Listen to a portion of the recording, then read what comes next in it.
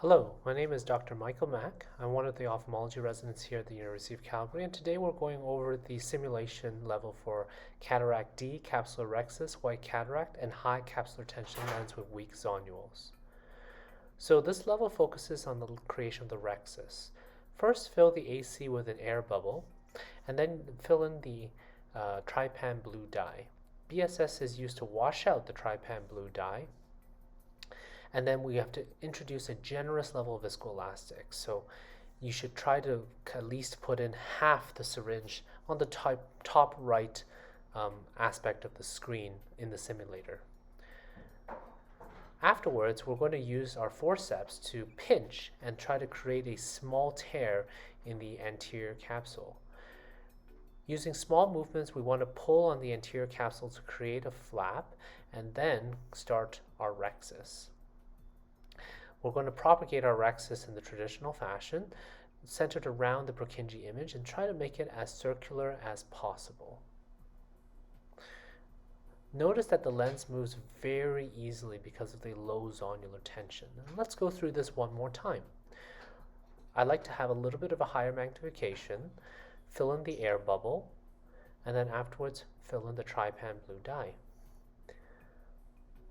Afterwards, what we can do is try to use as much viscoelastic as possible in order to maintain the anterior chamber. So generous amounts will be helpful.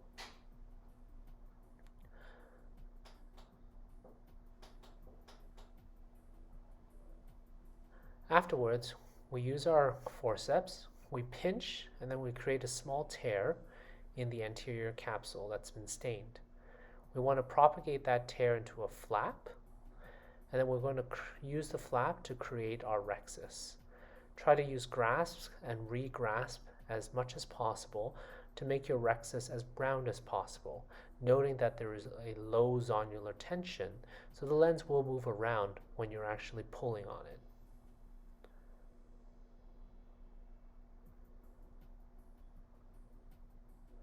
And then we've created our Rhexis. So in both attempts, our score was over 95% on the simulator. Here are some things to try to avoid when doing this particular level. If you only use a small amount of viscoelastic, you can easily create an Argentinian flag.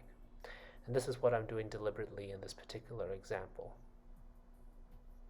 So once you grasp, the flap will propagate, and then this will be an Argentinian flag, and that's an automatic fail. If you try to puncture the lens center, you can also create an Argentinian flag if you look very carefully on the screen. In real life, sometimes you can decompress the lens a little bit in a white intumescent cataract, but the simulator doesn't necessarily have that aspect of simulation. Finally, you can also have a poor Rhexis technique with the cystotome. I do prefer the forceps for this particular level. I find it very hard on the simulator to actually create the flap with the cystotome.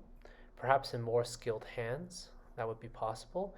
And here, for instance, I'm trying to propagate the Rhexis, and I'm hitting the other parts of the capsule, and the Rhexis is too close to the iris border.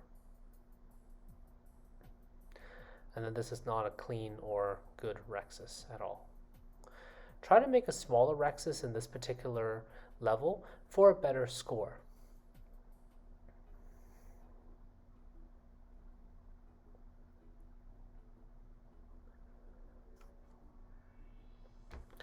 If you don't use enough viscoelastic, you can also cause a zonular break. Here in this example, I'm just filling in with a quarter of the viscoelastic provided on the simulator, and I'm using a cystotome. And once I push down, if you notice at the 2 o'clock aspect, the lens suddenly goes downward, and that's a zonular break. Hope this video was useful. Like and subscribe for more videos like this one, and thank you very much for watching.